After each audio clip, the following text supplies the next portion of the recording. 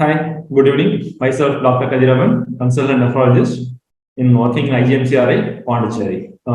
Today, I'll be talking about CKD and the fetal edema. So, first, we'll start with what is chronic kidney disease. Usually, updated as a CKD, which is nothing but a irreversible permanent loss of renal function, is known as chronic kidney disease.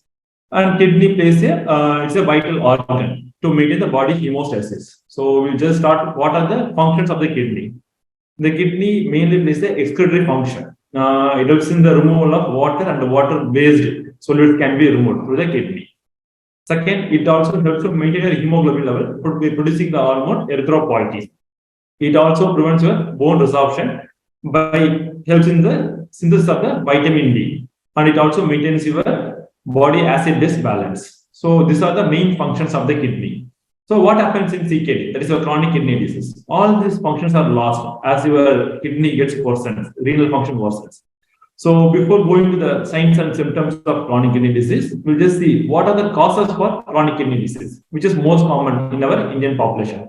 The first and foremost is uncontrolled diabetes mellitus, followed by hypertension. The third thing is a nephrotic or nephritic syndrome, where you have your own autoimmune cells acting against your kidney, followed by irrational use of non-steroidal anti-inflammatory drugs known as painkillers.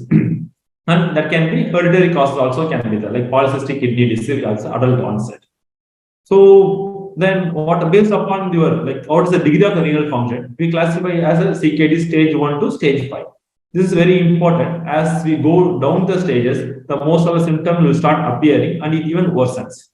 So we classify CKD as stage 1 to 5 based upon your call as estimated glomerular filtration rate, which is measured indirectly from your serum creatinine level. So stage 1 is when your kidney is functioning more than 90%.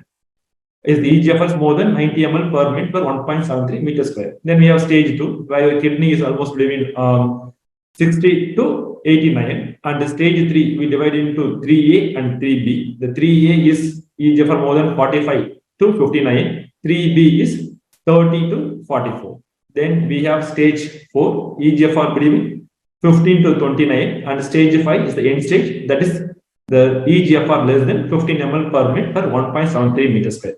Why it is important to stage? Because most of the patients will develop symptoms only if the EGFR goes less than 45 ml. That is when you reach stage 3B. And that's when we have to, most of them you have to intervene. And we can also assess how the patient is progressing. The motto of CKD is we have to prevent the slow progression of the CKD. So then I will start with what are the signs and symptoms of CKD. As I said earlier, as your renal function worsens, the symptoms will start appearing one by one. The first and the foremost symptom is a fetal edema, nothing but your swelling of your feet and ankle. This will be followed by patient other symptoms. Will have, like most of the symptoms are non-specific, like you will get nausea, vomiting sensation will be there.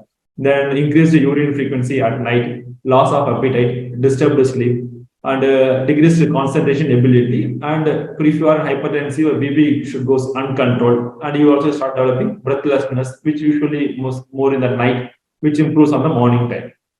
As your kidney worsens, these symptoms appears one by one after that. So then I will discuss about what is fetal edema. Fetal edema, it means nothing but a swelling of your feet and ankle. Why we are developing fetal edema in chronic kidney disease? Normally, as I said, our kidney plays a major role in the excretion of the water and salt. In a patient with a renal dysfunction, that is loss of renal function, lead to excess accumulation of this salt and water, which will manifest as your fetal edema. So what happens? The fluids and salt is supposed to be excreted, is not excreted. So they start accumulating, which was a fetal edema. The second common reason for fetal edema, as I said, one of the cause for fetal edema is a nephrotic syndrome. See, here what happens? You'll get you'll be losing your protein in the urine, which lead to reduced albumin levels in the blood compartment. This causes movement of fluid from the vascular compartment into the tissue space.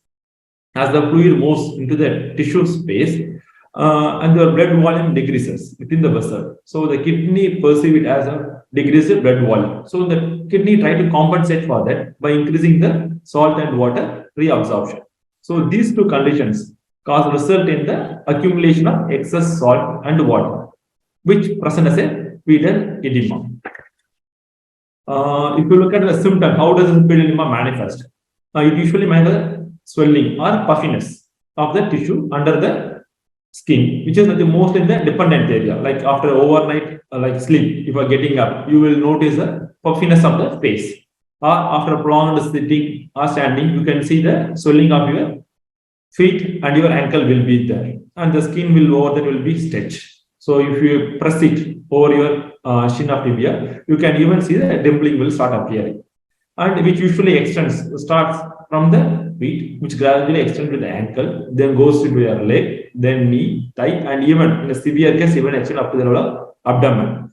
Even beyond that, the fluids are accumulated within your abdominal cavity, which is present as abdominal distension. Okay. So now I go to what are the measures can be taken to reduce pedal edema in chronic kidney disease or nephrotic syndrome. As I said earlier, the main reason for pedal edema is the excess accumulation of salt in the water. So just by dietary restricting salt, reducing salt intake approximately 2 gram per day or 2 pinch per day, we can relieve the pedal edema in the initial stages. So because when you cut on your salt, your thirst also decreases. As your thirst decreases, your fluid intake decreases, both of which will lead to a reduced salt and water excess that lead to relief of pedal edema. The second is the therapeutic intervention, where the most commonly used drug is your diuretic. We have both loop diuretics, thiazide diuretics, potassium sparing diuretics. All those are based upon your renal function status. We will prefer if your kidney is functioning more than each of 30%, will go for a thiazide based diuretic. If your kidney is functioning less than 30%, we'll go for a loop based diuretic. How does it act? It simply increases your renal ability to excrete both salt and water. So we're giving a diuretic, leading to whatever the excess accumulated will be passed in the urine. But it should not be used irrationally. Like when you have pedal edema, you take diuretics, reduces symptoms, because it has its own consequence also. Like irrational use of diuretics can produce like fall in BP, manifest as giddiness, or abrupt fall in your potassium level will be there. And in long term, it can even lead to worsening of the renal function. That is where CKD starts progressing even faster also. So diuretic should be always used with the caution under the guidance of the doctor. The third thing is the compression stocking you will apply. It both prevents and treats your pedal edema. So when you use a stocking, it always, but it is an appropriate fitting size should be used, because it reduces the discomfort and also skin irritation. And when you apply stocking, you should have the pressure starts higher to the level of your feet and your ankle, which gradually reduces when you come to the thigh level. So by compression stocking, we can even prevent and also treat the pedal edema. You should that thing, it should be applied throughout the day, except when you're doing sleep, when you are walking, everything should be applied so that it prevents your fluid accumulation in your dependent area. Third thing is the body position, which most of us ourselves say, like, sir, after sleeping, when I sleep for 4 to 5 hours, when I woke up, the swelling disappears. This is nothing but the fluid is shifting from your leg into your chest wall like that only. Yeah, so it's not like decreasing, it's only the fluid gets shifted. So, but again, whenever possible, like when you're taking a rest or sleeping, always keep your leg slightly elevated so that the swelling from your leg and ankle will come down. The most important treatment for pedal edema is, as I said, it is because of your loss of renal function. So take appropriate measures to improve your renal function. As I said earlier, the main reason for worsening of your renal function is your uncontrolled diabetes. Try to get your glycemic control, blood sugar between 140 to 180, and your 3-month average blood sugar indicated by your HbA1c of less than 7%. That should be enough. Then get adequate BP control with a BP targeting less than 130 by 80. Even now saying that you will reduce BP even up to 120 millimeters systolic. That will be well and good. Then we have to frequently monitor renal function also, because as I said earlier, most of the symptoms will appear only late in CKD, so you can't wait for that. So regular monitoring of your renal function should be done, and cut on your salt intake. You reduce the salt to approximately 2 gram per day. That's nothing but 2 pinch of salt. Avoid taking all the processed food which contains added salt. Everything should be avoided, and be compliant with your CKD diet. Like you have to follow a diet which is low in potassium. You should avoid banana, tender coconut water. All those things should be avoided. and vegetable should be used after appropriate bleaching has to be taken, and I will increase your physical activities.